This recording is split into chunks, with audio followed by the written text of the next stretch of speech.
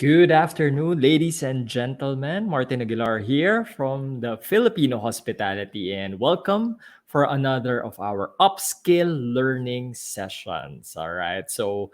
In our previous episode, we were actually talking about technology and how we can actually use it for fighting off COVID-19. Now, of course, we've been discussing in the past few weeks how important sanitation and hygiene is during this time. Now, our topic for this session, our upskill learning sessions, is about sanitation and hygiene, right? So we're fighting off COVID-19. We're at this time, we're in the number of cases is at a decline, and so most of the tourist destinations are about to open or have already opened.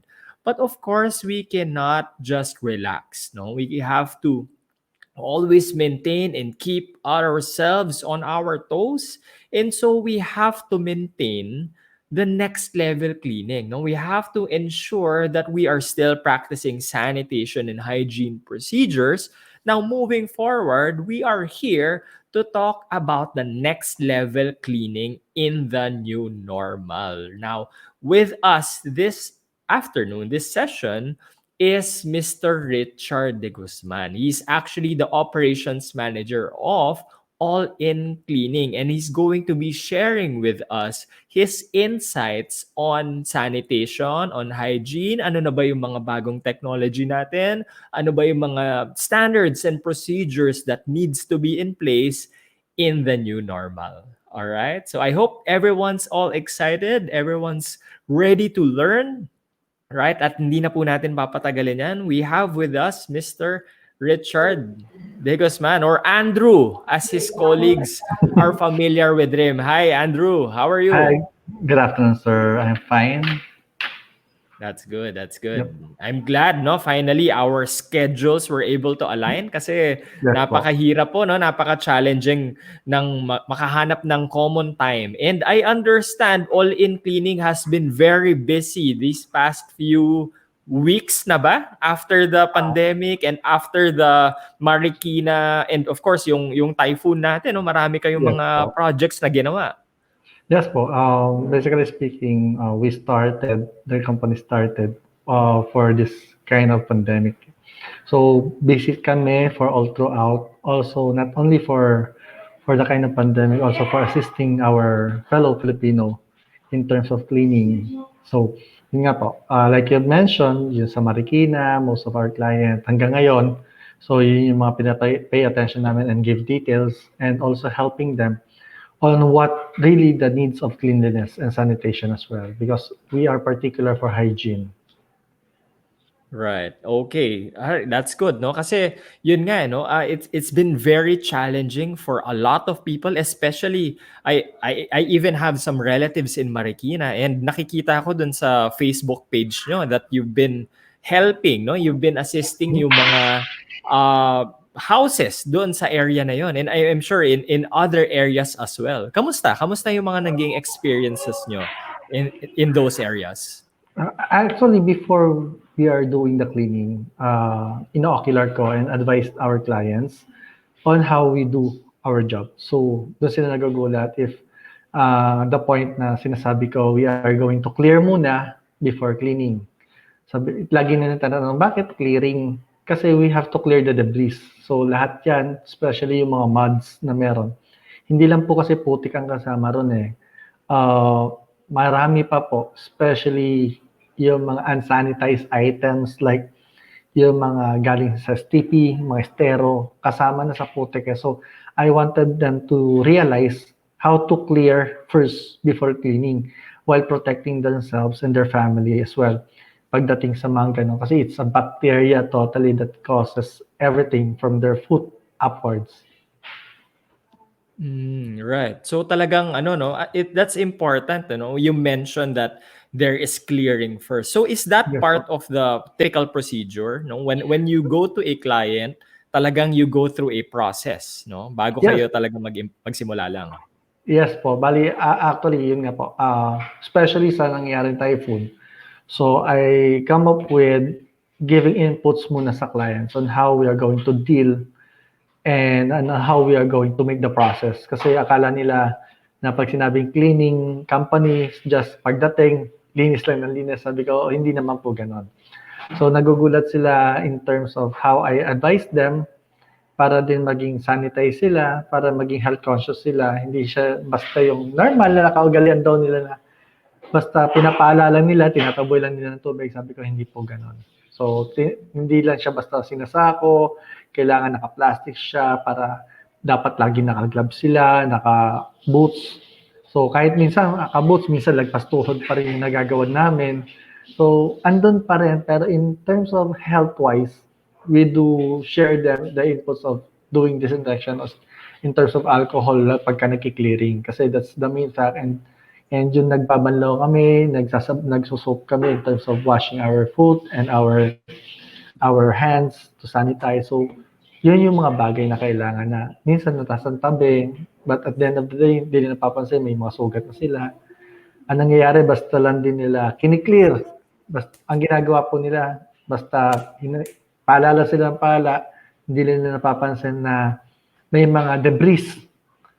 Tapos yung worst, kagaya nun, nung na-experience namin, nung tinuturo ko pa lang sa client, yung kanilang STP, nando sa backyard nila. So nagulat sa tinatanong, so ano yung kulay orange? So pasintabi po sa mga nakain. Sabi ko, it's the residue ng ating STP kasi umahon na siya. Doon sila nagulat na talagang paano nila gagawin kung hindi ko ginaguide yung gabay ang kailangan. Ganun po. Right. Okay. So, parang parang Drew, when I listen to your process, it seems that it is not the typical process na ginagawa ng ibang mga cleaners, no? Why? What's your background? What's your kasi kung titignan natin kung ibang cleaners, when I call them, they just go there and they just clean. How come Yes you po. practice a different kind of process? Technically speaking, or basically speaking, I came from the hotel industry. I worked before in Hyatt Hotel Manila, so I've been in Shangri-La also. Mentioning those property, I handled as a former executive housekeeper as well for a decade as well. So lahat ng naging learnings ko in our industry practices, the process, the procedure, that's what I made for this company. Kasi hindi lang siya basta linis. Right. Yung gaya po ng sinabi niyo na pagdating basta linis. Sa amin po hindi. So kung napansin niyo po pagdating din sa inyo, I did the swab for the ATP. My staff Right.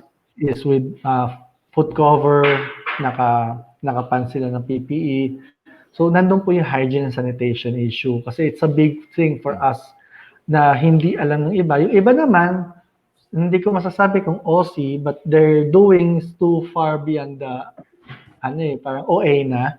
Sorry for the term. But Right. yun nga po, nakikita ko yung video nila na naglilinis ng toilet, full gear ng PPE with apron. So, basically speaking, parang hindi naman siya dapat kasi you're cleaning the toilet.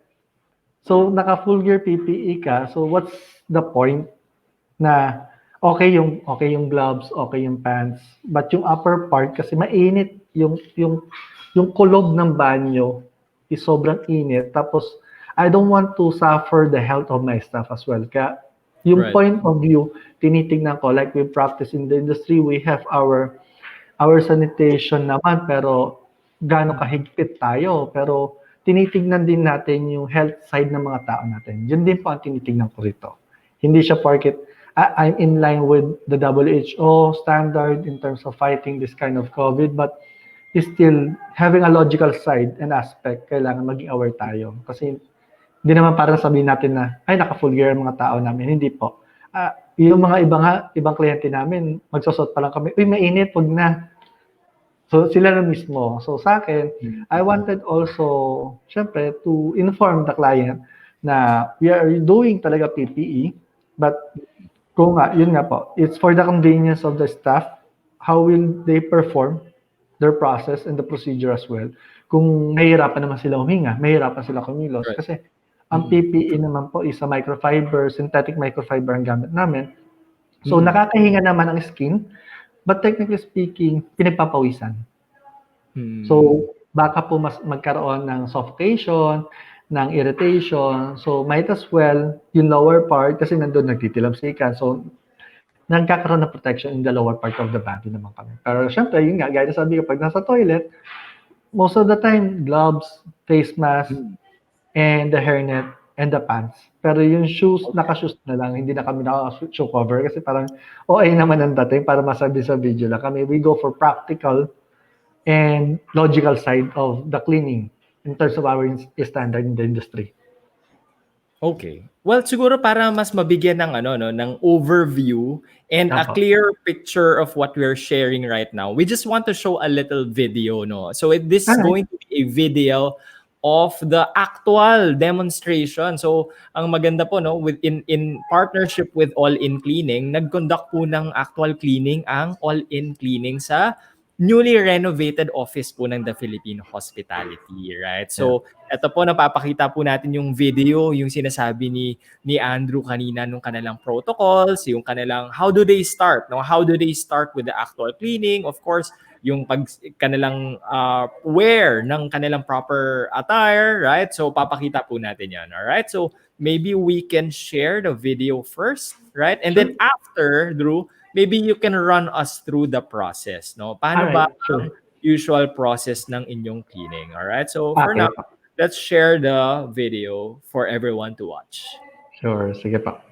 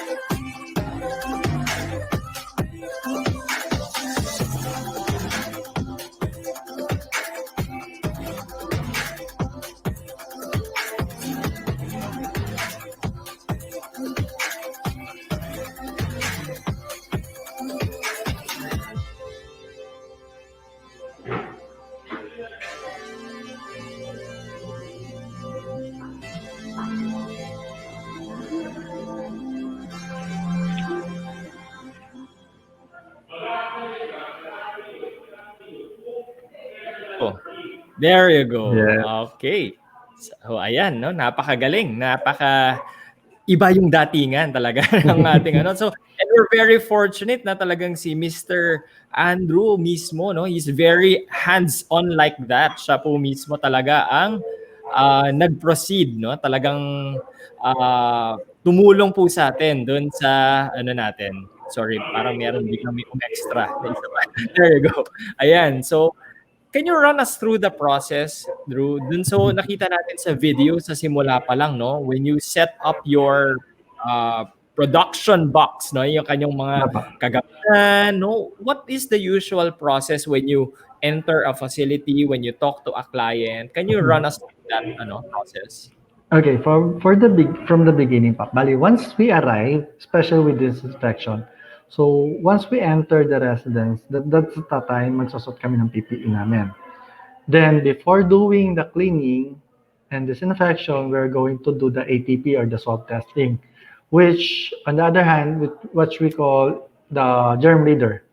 So doon po makikita natin the level of the germicides or the numbers in terms of the high intents of our germs, especially yung mga doorknob kasi most of the time ang tinatawag na natin is the frequent touch point. So doon po tayo sa doorknob most of the time na main door kasi yun yung first entry to last entry natin, last exit natin. Then after that, yung products namin, we have two sets. So one set is for the toilet cleaning and the other set is for the general cleaning. So ang process natin is one will go for the toilet and one will go for the rooms. So ang una pong ginagawa is clearing all the garbages, the unnecessary items. Then that's the time we do the vacuum kung nandun po sa room, sa mga kwarto, sa sala. Binabacuum po lahat ng mga sulok-sulok from top to bottom, from end corner to exit corner. Sa toilet, that's the time na ang una yung gagawin is nagpupur siya ng solution. We're not using the term chemical because we're using the term solution to make it, more encouraging, and the chemical term, especially for us industries, medyo hazardous kasi. So, medyo para mas magandang pakinggan and in terms of hygiene and sanitation, we're in line. Okay, going back, so yung typical cleaning natin sa hospitality industry or sa hotel industry, yun yung ginagawa namin. So, from walls to lavatory to toilet to the floors. So, kung titingnan po natin, if we're going to recap, detailed. So, meaning, yung sa lababo, yung kanyang faucet, binabrush yan. Hindi kami nagamit ng mga hard object kagaya ng ginagawa ng iba because we are also taking care of our clients' property. We, in our term for the industry, and I'm using for our team also, we term this as taking ownership. So if you take ownership, hindi ka basta-basta kikilos. Pati po dun sa paglilinis, we are removing all items before we do the damp dusting to dry dusting. Why damp muna? Kasi po may mga tinatawag tayong static reaction. Kapag nag-dry dusting tayo, so magkakaroon siya ni static. So maitutulak lang yung mga alikabok. Compare kung damp muna tayo using our APC or all-purpose cleaner, which is also a disinfectant as well. So, ang ginagawa niya, disinfect niya, nililinisan niya na in one. Compare sa mga nakakasanayan na mga ginagamit ng iba na masyadong hazard in terms of acid. We're not using an acid base, we're using an eco-friendly. Our solutions are all FDA approved. They are all certified as well by FDA per items, per solution. So, ganun po ka-detalye, ganun din po ka-technical ang ginagamit namin. We're using also in terms of equipment, brand of Karcher and Pronto. Both are an international brand from Italy and Germany. So we're using that brand, which and high-end that we're also using in the hospitality industry.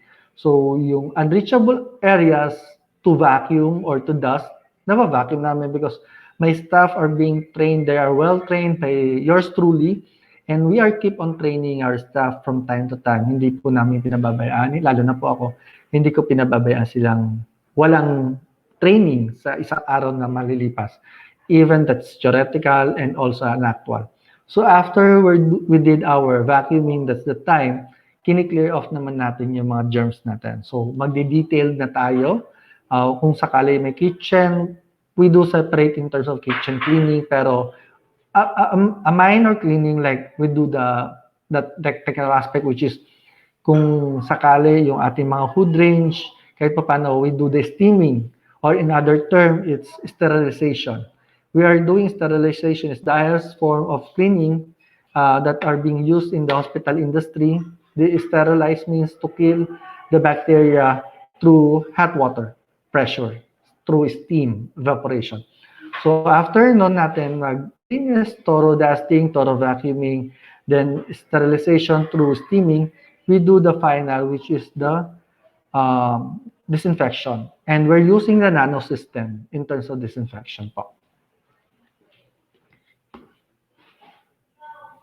So you mentioned about nano misting, no? So I think this is somewhat new to my Yes. ears right now. No, what's the difference between nano misting or this nanotechnology with the typical cleaning that we have Nano nowadays? system is from Japan, originated. We're using a nano system or misting system ng nano, which means ang dating po ng ating mist is parang hamog. Iba po ang kinaibahan ng ginagawa ng mga competitor, they're doing fogging. I'm not against the fogging, but technically, in terms of fogging, you're killing the solution agent or the disinfecting agent in terms of heating so much to make a diffuse for fog. But in terms of misting, you're just maximizing, dividing all the agent, the disinfection agent, into more microscopic. It will have a microbe protection that covers the entire area of the facility from top to bottom, even kung nakita nyo nga po, pati yung mga kitchen cabinets natin, lahat yan ino-open para po lahat yan magkaroon ng microprotection. What does microprotection means?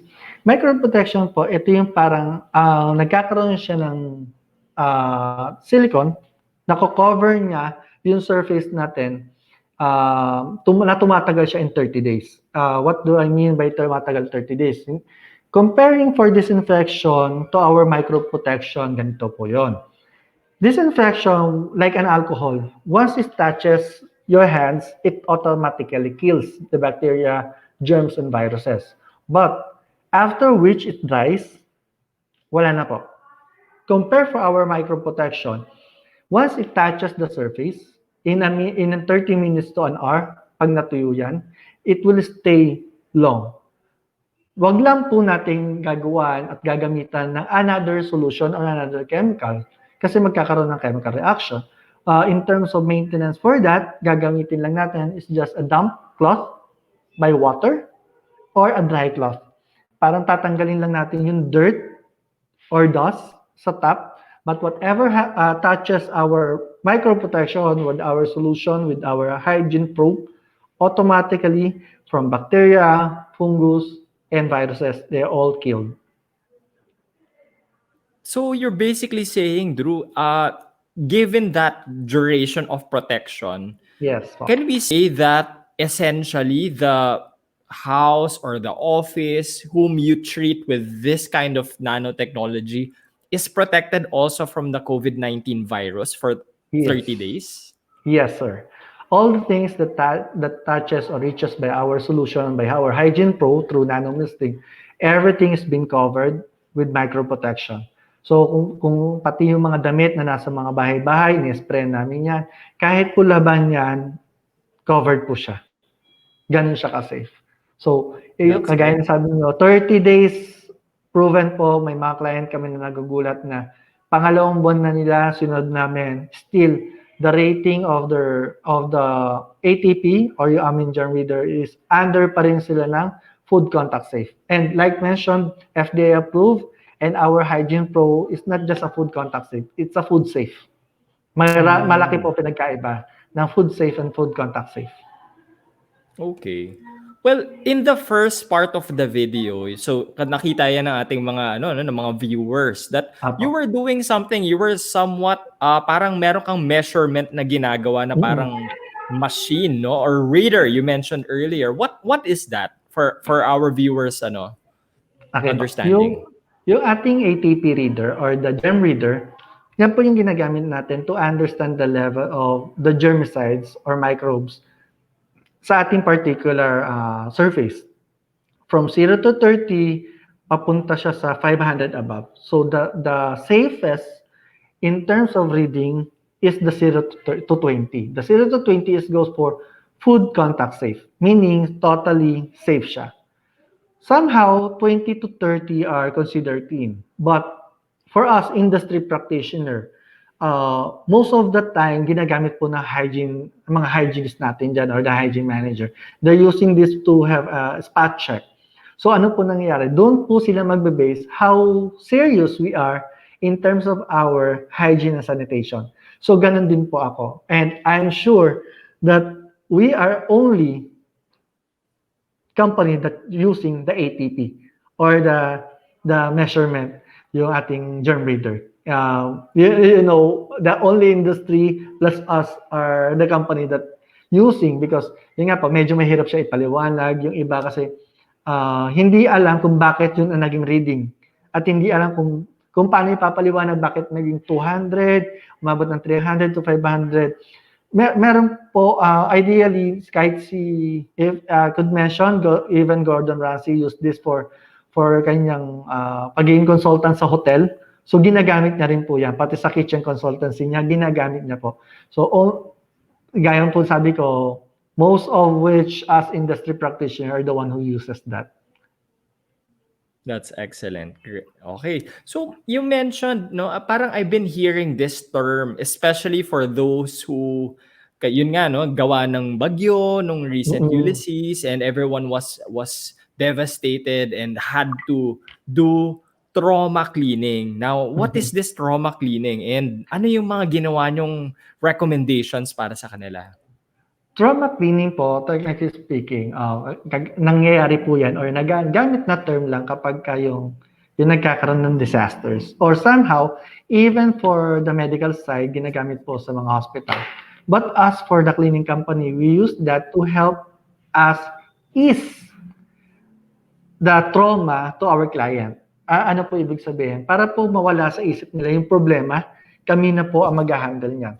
But on the other hand, sa part po namin, especially me, I'm giving such an advice how for them to maintain. Kasi iba lang, ang ginagawa po ng iba, kagaya po nung nabasa natin, sinabi niyo nga po, ang ginagawa lang ng iba, basta pagdating linis tapos. For me, it's better to give them inputs, advices that really understand how the cleanliness and sanitation must goes. And not only from the time that we started, but for all the time that they needed as well. Kasi lahat naman po kailangan. Yun po, trauma para matanggal yung kanilang naramdaman sa bagyo, sa pagsalanta, gaano po kahirap, sobra po. Kasi po, ang nangyayari, kagaya po sabi ko nga, sa Marikina, we have so many clients that we have gone for this trauma cleaning na hindi lang po aabot ng gatangkal, kundi abot tuhod at bewang pa. Hindi ko lang talaga na binibidyoan na iba kasi kahit sila sinasabi, Drew, wag mo nang videohan, nahiya kami. Yung mga naunawaan ko, but most of our client, parang nagugustuhan nila kapag tinitake shoots ko yung kanilang mga yung kanilang facility. Pero sabi ko nga, syempre, hindi ko naman binubuo yung bahay para makakita. Pero in terms of particular, kagaya nung na meron na halos gatuhod na pinapala namin, then after namin magawa, ina-advise namin na yun nga po, in terms of cleanliness and sanitation, yung kagaya po ng sinabi ko, yung STP na umahon, sabi ko sa kanila, might as well kuha na sila magpapasipsip ng Poso Negro nila kasi right. Umapaw eh. Sabi ko, talagang wala tayong magagawa unless possible yung putik lang sana kung hindi yan ganyan nangyari. But I understand naman, yun nga, I have to calm down everyone para po maging maayos and forgotten nila yung trauma nila. Okay. So what is your recommendation? Of course, yung iba, they facilitate the cleaning themselves.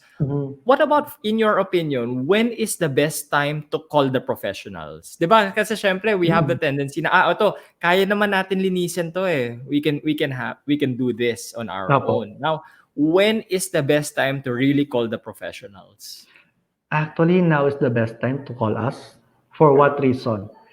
We're not just dealing for any simple bacteria or germs. We're totally dealing for a virus that not unseen. So, kung tayo lang sa bahay, normally yan sinasabi ng iba o ang ginagawa ng iba is, sir, inaano naman po namin to, sinasonrox eh, nagsasonrox kami, ganito, ganyan, nagko-chlorine kami, nagmamoyatic. Opo, it's good somehow. But, in terms of the fume na nare-receive ng body natin, hindi po maganda. Kasi, acid base will help us in terms of our lungs decrease and give us ailment. Remember, ang baga natin is isa sa pinakamahalagang internal natin. So once na mapabayaan natin na basta-basta, manghihina tayo. And yan po ang unang inaatake ng coronavirus. Kaya po most of the people who have record in terms of mga tuberculosis, sila po ang pinakamalaking chance. Unhealthy, sila po ang pinakamalaking chance. Kaya po, if you want a big help, andito po kami, all in cleaning. Our team, totally well-trained and well-prepared in terms of this kind of fighting. In terms of cleaning, it is not just a simple na ginagawa nung akala natin tama, na yung iba po sobrang daming dala ng walis, sobrang dami, may mga vacuum pero hindi naman ginagamit. Ang ginagamit lang nila sa vacuum, corner lang, pero hindi nila alam kung para saan talaga. Vacuum is just not just a vacuum. It helps to clear and clean all the sides, all the angles of the residence, offices, and everywhere. So, hindi siya akala ng iba na yun lang mong gamit. Hindi po ganon.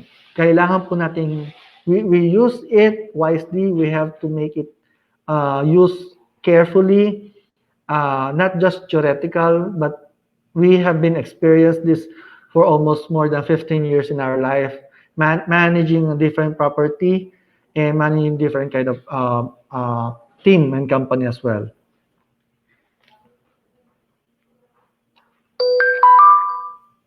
Yan, sir.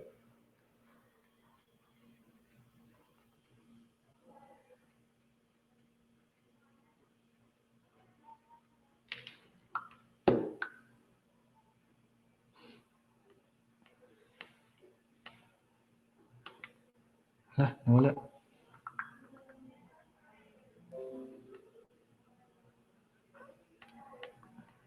So, ready kami at handa po kami tumulong sa bawat Pilipino na hindi lang para malinisan, kundi para maging ligtas, maging maayos, maging safe haven ang inyong bahay kung saan hindi lang po ikaw, kundi buong pamilya ang maging ligtas at makaiwas sa virus na nilalabanan natin, which is the coronavirus.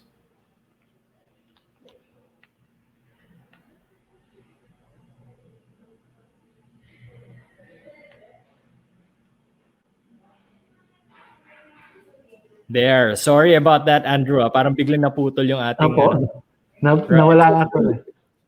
You were saying earlier, no? So you mentioned that yun nga, no, with your years of experience, of course, not only currently in the professional cleaning industry, but from your hotel industry experience. Now, it's good, no? It's good to announce, by the way, that one of our communities, yung Filipino Hoteliers Worldwide community, a lot of them actually belong to the housekeeping department or aspiring to be executive housekeepers someday. So, baka naman meron kang tips, recommendations, suggestions for them who are aspiring to be an executive housekeeper someday. Ano kaya yung dapat nilang gawin in terms of their career, in terms of their professional growth, no? That they can do in order to be the better version of themselves.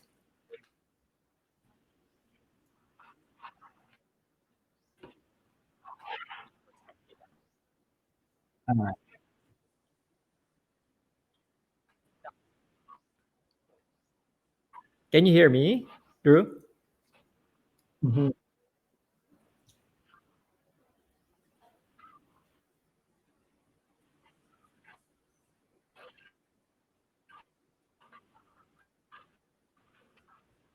Drew, can you hear me?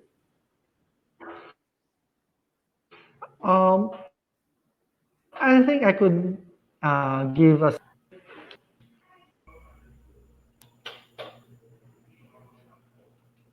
Hello, sir? Yes, can you hear me? Wala. Ayan, okay na po. Yan. Better. Sige, maybe you can share a little of your insights on mga recommendations, tips for our future executive housekeepers. Okay. Simple as this. It is not easy to be an executive housekeeper or a housekeeping manager. But paano po natin mararating? Una po, dapat maging handa tayo. We have to go under training with different section of housekeeping. Kasi hindi naman po pag sinabi housekeeping, rooms lang po eh. May housekeeping tayo, rooms, public area, meron pa tayong butler service, meron pa tayong amenity center, may flower shop, meron uniform, laundry, meron pa po tayong pest control, meron din po tayong, what do you call this, uh, flower shop. So, mga areang yan, dapat mapagdaanan po muna natin bago natin subukan tumawid sa isa pang hakbang. Kasi ako po, yun po ang ginawa ko sa sarili ko. Ang una kong hakbang na ginawa is to understand all the section. Hindi lang kasi sa hotel po, alam naman natin. Pag sinabi housekeeping, akala nila rooms lang. Malaking responsibility ang housekeeping. At ikaw po ang humahawak ng entire hotel, the entire facility, even the security aspect of the facility. Ano po ibig natin sabihin? Yung simpleng near miss, dapat alam din po namin. Alam din po natin yan. Yung simpleng taking ownership, alam din po natin yan. Ngayon po, if nasa supervisory position na po tayo, I might suggest you ask your executive housekeeper for you to have a cross-training, for you to understand more the other section of the department. Kasi sa akin po, dumating sa punto na when I was a part of Shangri-La Boracay, opening the property, ang laking pasalamat ko po sa mga mentor ko, especially kay Sir Aldi Balaswit, kay Miss Judith Matubios as well. So sila yung mga nag-guide. And our ex-com na task force na general manager, which is Mr. Daniel Bastolo, kung paano nila akong ginide how to open a hotel at my young age of 22 or 21 that time. So, gaano po kahirap, step by step, maging malawak ang ating pangunawa, maging malawak ang ating pag-iisip. Until now, we have to be acceptance sa fact na growth in terms of housekeeping, nakaladder po yan. Hindi po tayo humihinto at hindi tayo dapat huminto kung ano lang yung alam natin at natutunan natin. Pero balik po tayo sa umpisa, kailangan po tayo lumingon sa pinanggalingan natin. Kasi hindi po kayo magiging magaling na manager or hindi po nyo mamamanage ang team nyo kung hindi nyo ipaparamdam sa team nyo that you take good care of them. Kasi tandaan natin, useless ang manager kung walang team members. Ang team members kikilos. Kayang kumilos kahit bisor lang. Kahit walang manager. But you are going to be ahead. You have to plan ahead. You have to oversee ahead. You have to take good care of them. That's how a good manager you have to become. And the learnings will follow.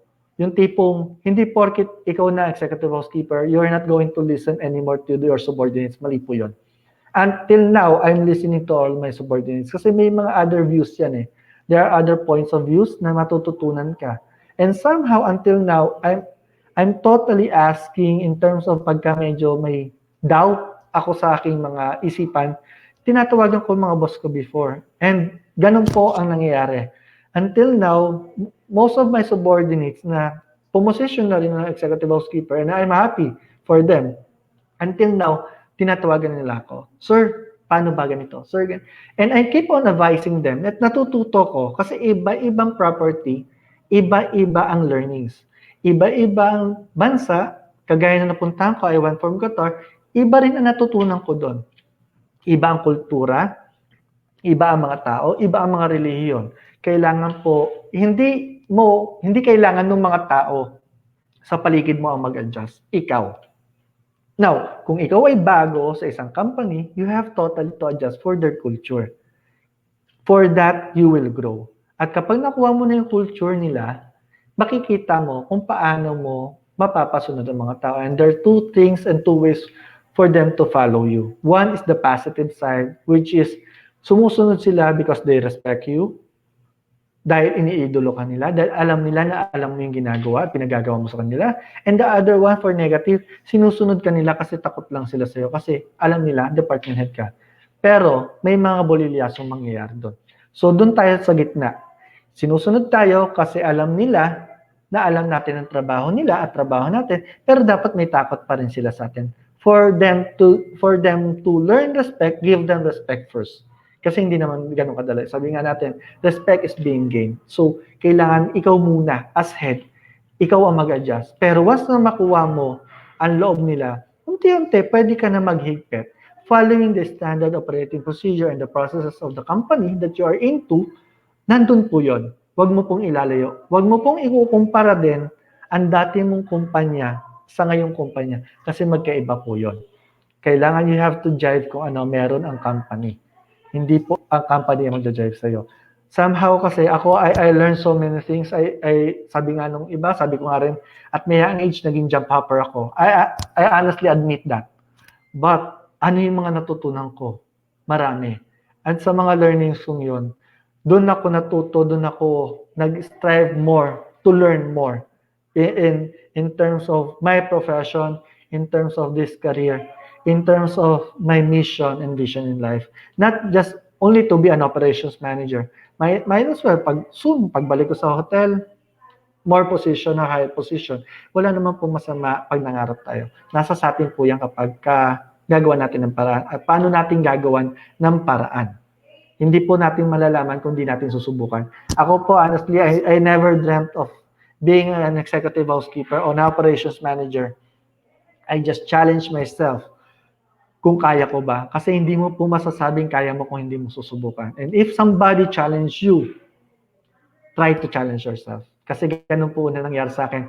As a first supervisor for Shangri-La Boracay, at my young age of 21 to 22, na-challenge ako sa interview ng tawag namin country consultant na si Miss Judith Matubis that time. Ano sabi sa akin?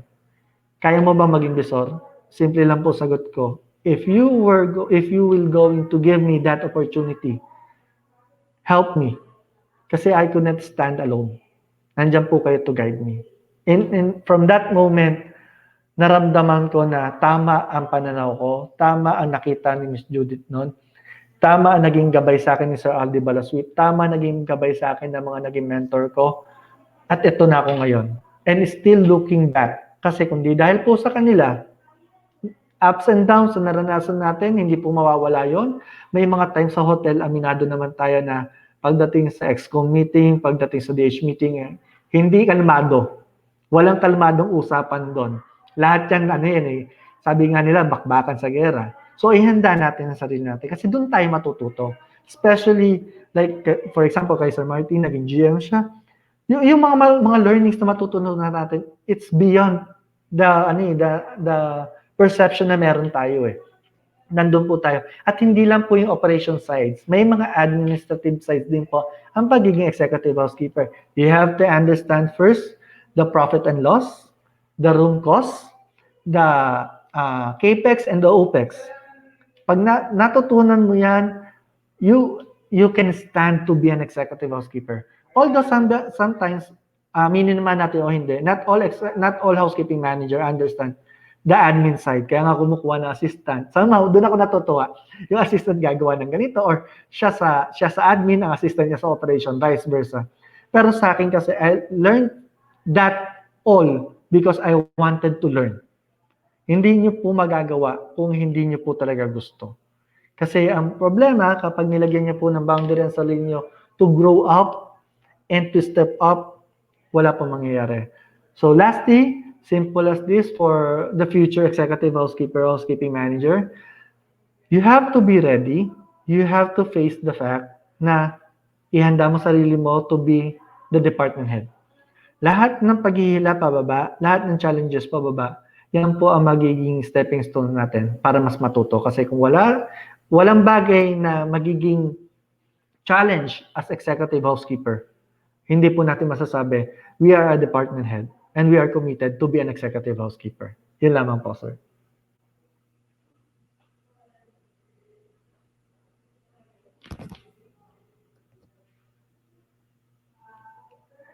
Yeah, so sorry about that. No, I like what you said about respect. That respect is something that you actually earn. No, hindi yan hinihingi sa ating mga subordinates because of our title, because of our position or our power, 'di ba? It's something that you gain through time.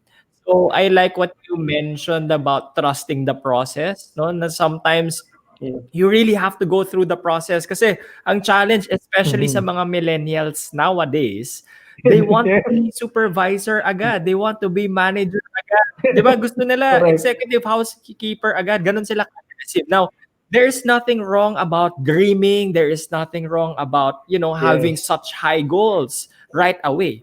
However, you have to trust the process and I like what you said na kahit ikaw nga mismo, you had to go to different departments, you had to go to different Mhm. positions.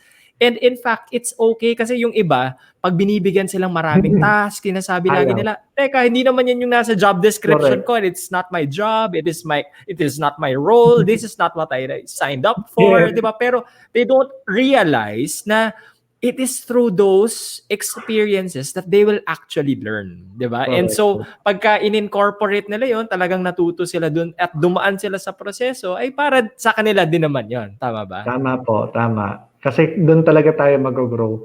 Kumbaga, ako po hindi ko akalain na gagawin akong duty manager or manager in charge sa isang hotel ko. Although I was only housekeeping manager that time, nung nag-resign front office manager, sabi ng GM, "Richard, you handle the front office as well." I have no choice. Boss ko siya. I have to follow. Right. To cover that department, kailangan may mag-manage.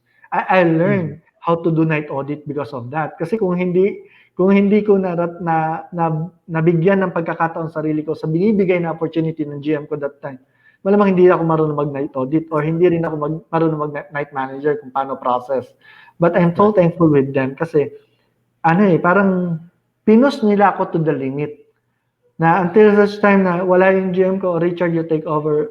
Richard, you go over. Richard, pati yung mismo may-ari na ng property, Richard, do this, Richard, do that. Fine, and ako, I accept. Mhm. Sasabihin ng iba dyan, gaya po ng sabi nyo, it's not part of my job responsibility and description. Minsan, sasabihin pa nila, it's not compensated. But for Mhm. me, what compensate more is the learnings. Right. Yun yung sa akin. So, kaya sabi ko nga kanina, for those inspiring, you have to accept. And from that, you will learn. Unti-unti, it's a process. Mhm. And yun nga parang it's that's the challenge, no? A lot of the people who are given a lot of tasks, no, especially Mm-mm. tasks that are not supposed to be for them, lagi nila sinasabi, hindi naman nadadagdagan yung sweldo ko. But what we always tell them is that the extra pay, no, Yep, the promotion, whatever other compensation, it will follow, 'di ba? As yes, long as you do your job and you do it excellently, right? correct. Yung tipong, kunwari po, ako nung una, syempre nangangapa. So you ask your head. Hindi naman in an instant, kuha mo na eh. Mhm. Pagdadaanan po. Kaya nga, yung sabi niyo, most of the, ako po, nararanasan ko way back nung umpisa akong housekeeping manager, a newly graduate wanted to be a laundry manager ko that time. Sabi ko, wait, sige. Pagdating sa theoretical, ang galing. Nagaling siya because he was a valedictorian that time. Pero nung nilatagan ko siya, this is my operational expenditures for laundry. Pa-explain lang to, paano pagkakaunang. Nung ginawa ko yun natulala, sabi ko, kapatid, simple lang. Hindi ganun kadali umupo sa isang posisyon kung hindi mo pagdadaan muna yung pinakababa. Kasi hindi mo Right. maunawaan eh. Yung processes pala, the procedure itself, internal are totally different from theory to actual. Di Right. ba po? Kaya Mhm. po doon siya nagulat. Sabi ko, pero kung handa kang harapin yung mga hanapin ko, well, good. Pero kung ngayon pa lang, if hindi mo kaya, sabihin mo na. I'm giving you Mhm. such opportunity, but you have to face the fact kung talagang kaya mo. Sabi niya, sir, talagang hindi. Kasi nga, sabi ko, kung gusto mo, i-hire kita as management trainee for supervisor. Walang Mhm. problema. Sabi ko, may magiging bakante ako kasi iaangat ko na lang yung isang assistant ko. Gagawin kitang Okay. trainee supervisor. Sabi niya, sir, mag-start na lang ako from the scratch. Mhm. So, mas natuwa Mhm. ako. Doon niya na-realize, it's not totally different in terms of your studies sa Mhm. education Right. sa ating industry as a practitioner. Kaya nga po sabi ko nga sa ngayon, dreaming is hindi naman nababayaran. Mhm. Dream so much. Pero sometimes, sabi ko nga sa mga kakilala ko, 'pag nag-dream ka, yung alam mong reachable, Mhm. yun talagang kaya mo lang. Puwede kang for example, puwede kang maging manager for how long? Well, in two years time, possible. Pero dadaan Mhm. ka sa management training. Yun nga, Right. talagang kung talagang kakayanin mo, kasi sa'tin sa industry, correct me if I'm wrong, most of the MTs, lahat ng department dinadaanan bago ka maging 'di ba, sir? Pero Mhm. minsan second part pa lang ng department, lalo na departamento ko, housekeeping, umaayaw na yung mga 'yan. Kasi nga, Mhm. akala nila 'pag sinabing housekeeping is just cleaning. Hindi nila alam yung the deeper thoughts of the housekeeping, kung gaano Mhm. kaimportante sa hotel. Yung tipong akala nung iba na gano'n kadali pagka back to back Mhm. tayo, na nag-check-out ng 12:00, check-in ng 2:00, 365 rooms, ibibigay ng mga tao natin 'yan. Tapos nagkakaroon ng conflict ang FO tsaka housekeeping pero hindi nila alam, akala nila nag-aaway lang pero nagbibigayan lang ng kwarto. Akala nila Mhm. gano'n kadali, pero Right. hindi po. Dahil hindi lang po kasi rooms ang pinag-uusapan, eh, may amenities pa 'yan. Yung Mhm. pang-setup ng amenities, yung linen amenities niyan, yung VIP setup, depende pa sa preference ng client or ng guest natin. So, akala nila 'pag sinabing nalinisan, yun na. Mhm. Sa dami pong magche-check, sa'kin po before, way back in Crimson, I have my team leader to check, I have my supervisor to check, I have my senior supervisor, and me as assistant executive, I'm doing the checking before the executive and my GM. So, Right. akala nung iba na pagtapos malinis, tapos na. Mhm. Kaya nga sabi ko nga po nung nasa hotel ako, 'pag nag-release kayo ng room as room attendant, kasi I was a room attendant before, kailangan Mhm. buong puso, yung sigurado ka. Yung may angas na, "Sige sir, baliktarin mo kung may makikita ka." Gano'n Mhm. siya. Pero hindi ko sinasabi to be arrogant, but to have Mhm. pride on what you have done in terms of cleaning. Mhm. Magkaiba po, I learned the pride without arrogance sa Shangri-La. One of our motto. Maging Mhm. ma-pride ka kasi you're giving such a satisfaction and delightful for the guest in terms of the room service. Mhm. Pero you have to be low profile. Kasi yung iba 'pag nakarating lang sa bisor pa nga lang, eh, mataas pa sa manager niya minsan, eh. Huwag po nating Mhm. gagawin yon. Remember, ang pagdating sa huli, hindi habang buhay dapat bisor ka lang. Right. Dapat maging manager ka. Kasi yung iba, minsan nga nalungkot ako, sir, may supervisor ako before na Mhm. talagang tatay na nga tawag ko, nahihirapan akong utusan, eh. Pero sabi Mhm. ko, try mo mag-assistant. Kahit assistant manager lang. Kasi ako Mhm. nalulungkot na gusto mo hanggang dun lang, pero may nabibigay ka pang higit pa, eh. So, in that on that moment napaisip siya, and sabi ko, Let me inspire you in a way na I never dream. I just given by opportunity by Shangri-La before to be a supervisor, and I grabbed that opportunity, and I'm giving it to you, na ito maging posisyon, and I want you to help me." Kasi hindi porket pumosisyon ka, yun na. Puposisyon ka to help your department head. For example, you're already an executive housekeeper. You're helping your director of rooms and your general manager and the resident manager in terms of operation. Kaya minsan, hindi natin masisisi kapag nagkaroon ng complaint, nag-escalate. So para mahinto ang escalation, as executive housekeeper, you have to be on hand in the operation, which even here in our all-in cleaning, nakita niyo naman po, why I am very on hand. Because I want to be in touch to delight our client. Ano pinagkaiba sa hospitality? For me, wala po. Ano lang pinagkaiba? The standard na meron kami compared to our competitor. Napakalaki po. Kasi we're not saying like yung sinasabi ng iba na may NC2 sila ng TESDA. I was part of TESDA in terms of the ladders program way back 2006 when they collaborated for the BSHRM to have the ladders program. I am also a Mhm. graduate of a 2-year course ladders program. So, sa akin naman po, oo, pride mo yon. Pero iba kasi yung talagang dapat matutunan at dapat makita at dapat maging resulta sa pangangailangan ngayon. Kasi hindi lang po linis. Hindi lang Mm. po basta linis ang kailangan. You have our term is spick and span, the religiously clean. So nandun po siya. Plus in terms of fighting this virus, remember sa sitwasyon ngayon, para po maging what do you call this, maging kampante ang loob nyo, dapat po, like our side, we're using a solution which are FDA approved. Mahirap pong gumamit ng mga solutions or the term chemicals na nakasanayan natin for household na yung tipong walang accreditation. Yung the fly by night. Napakahirap po. For me, it's pagdating sa pera, sayang ang pera nyo po. Pangalawa, oras. Pinaghirapan nyo yan, dugot pawis para kumita. Dapat in terms of the payment, dapat it's more than enough.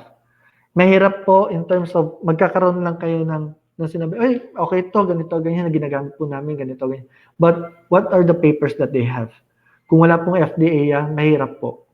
Mahirap po kasi yung tinatawag natin cause of substance in health hazard, possible hindi po alam ng karamihan na ano epekto ng isang chemical o ng isang solution sa balat ng tao once na tumalamsik.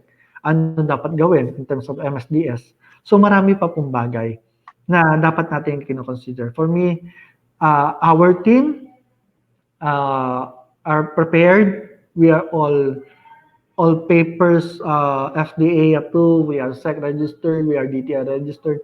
We are a company. We are training our staff, our people to be what we call expert. We're not just having a professional side. We have our expert cleaner. I molded them for what I have been molded from the time that I've been in the industry. I also handle a manpower before, way back in 2015, 2014. Different manpower already, handling more than 4,000 staff. But still, lahat ng mga tao na under ko, hindi ko pinakawalan in terms of training, in terms of yung paggamit ng tamang paggamit kung anong dapat solusyon. Kasi yun nga po, going back sa ating mga ginagawa sa bahay, yung sinasabi ng iba na sinusonox lang nila yung sahig, binubuhusan, yung foot mat na meron tayo, porket may granules tayo, basta maglalagay lang ng granules sa isang tabo, gaano karaming granules ng chlorine. Tandaan po natin, it totally kills our lungs in terms of acid fume. So dapat take a simple 1 scoop or 1 teaspoon of Clorox sa kalahating balde, which is around 3 gallons. Ganun lamang po. You're going to kill the bacteria and the viruses. Huwag niyo pong patayin ang sarili niyo. Ang bacteria po at saka Sarili virus mo. ang pinapatay. Huwag ang sarili. Ganun din po, yun sa mga foot mat natin. Kasi marami na po kami ng kliyente, maraming foot mat, mga opisina. Ang sakit po sa dibdib, papasok. Pagka-akyat namin sa hagdanan pa lang, naaamoy ko na. Tapos nandun sa pat nila. Sabi ko, ma'am, hindi ba kinahirapan namin pagpasok? Medyo, sir. O, ganito po. You have to have the granules a pinch lang po for 500 ml. Ibig sabihin ng pinch, kukurot ka lang ng konti, yun lang po ilalagay nyo. Then dissolve it, stirring it with yung plastic or yung disposable na spoon. Then, kailangan ma-dissolve lang siya, tsaka nyo po ilagay. And, tandaan po natin, yung effectivity, gano'ng katagal? Most of which, 3 days lang po, then dispose. Okay. Ganon po siya. Kasi, grabe yung ginagawa, sir, ng iba. Sabi ko, parang hindi po ang virus ang papatayin natin. Yung mga tao kasama natin, ang dami po. Kaya, Sobrang tapang. opo, sir. Kaya, for me, I totally give an advice to all of my clients. Even yung mga nag-i-inquire lang sa amin pag nagtatanong about yung guidelines, sa akin sinasabi ko po, without any hesitation, I wanted to help every Filipino. Great. Okay. Thank you very much, Andrew, for your insights, your recommendations, your Yeah, tips. Now, where can they reach you if ever they want to avail of the services of All In Cleaning? Okay, we have our Facebook page, All In Cleaning. So makikita rin po nila yan. We also have our Instagram, same, All In Cleaning. They could contact me to our group here in the Filipino Hospitality. My contact number is 0926-071-5596. So if you want to have me facilitate, assist, and our team to do the job for you guys. My team is here to help every Filipino. Mapa bahay man, mapa opisina, mapa ano man establishment, nandito po tayo para sa unahin natin ang kapwa natin. Kasi po, Filipino will help Filipino, like the Filipino hospitality.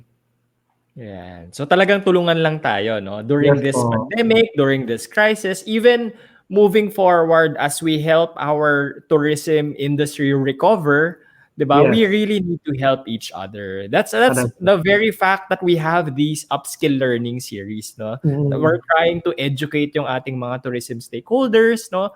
Because we want to work together, we want to move forward together so that, yun nga sinasabi lagi nila, no, we heal as one and we recover as one. Correct, sir. Correct. All right. So thank you very much, Drew, for your time. And Yes. siguro once we upload this video, we're going to be uploading this upskill learning series in our Facebook page, in our Correct. YouTube channel, no? And of course, through our other channels like yung ating community po sa Filipino Hoteliers Worldwide at sa ating Right. LinkedIn. Please go ahead and like us, subscribe to our channels, and then like our pages lang po if ever you have questions and suggestions. All right. It's my pleasure of service, sir. Okay. So thank you very much, Drew. And I hope that we can maybe invite you again in other similar topics in the near future. No worries. It will be an honor. All right. So there you have it. Thank you very much, Mr. Andrew de Guzman, no, the operations manager of All In Cleaning. So ayan po, no, pinakita po natin yung sample video natin of their actual demonstration. Nakita po natin talagang next level cleaning po ang kanilang standards, and they can actually do that for you in your offices or in the comfort of your own homes. Because katulad ng napag-usapan natin kanina, there are times and there are situations that, you know, hindi na po natin kaya. We need to call the professionals already to do the job, right? So ayan po, especially ngayon with the COVID situation still luring within our midst, no? Hindi pa po tayo natatapos, wala pa rin po tayong vaccine, and so very important po yung ating sanitation and hygiene procedures are in 100%. Kumbaga, next level. All right? So, of course, we thank All In Cleaning for their services and for being there for the industry and for our stakeholders. All right? So, thank you very much, All In Cleaning, and I hope that you learned something. Now, if you haven't subscribed to our channels or like our page, please go ahead and do that. Now, if you have other comments and suggestions, our comments, our details are below. All right. And I hope that you can continue to join our upskill learning series. All right. So next meeting, of course, yung last meeting po natin, we already talked about the importance of technology. Now we talked about the importance of sanitation and hygiene and cleaning. Now, alam po natin nangyayari po, no, sa ating industry, no, na of course our our schools, no, ang ating mga businesses, most of the business now are transitioning in digital technology, no. This is a digital era, we're in a disruption era, and so talagang napaka-importante po, everyone's going online, even our Department of Tourism, ang ating mga iba't ibang mga schools, no, we're all going online. And so cybersecurity is something of greater concern, no? Napaka-importante po ng cybersecurity. Now, for our next upskill learning series, we're going to have a cybersecurity consultant, no? Yan po ang expertise nila, and we're going to be talking about how we can mitigate potential risks as well as, you know, help our stakeholders ensure that we are all safe, no? May mga naririnig ako, may mga Zoom bombing na nangyayari ngayon, no? Kung meron pong mga terrorism sa ordinary scenarios, ngayon po pati sa Zoom, pati sa ating mga online platforms, meron na rin pong mga terorista, no? So, we're going to be talking about that in our next upskill learning series. All right? So, I hope that you stay tuned in our learning series. So if you haven't done so, again, I recommend you to subscribe to our YouTube channel para po makapanood po tayo ng ating pang mga learning series. All right? So that's it for now. Thank you very much. Again, this is Martin Aguilar signing off.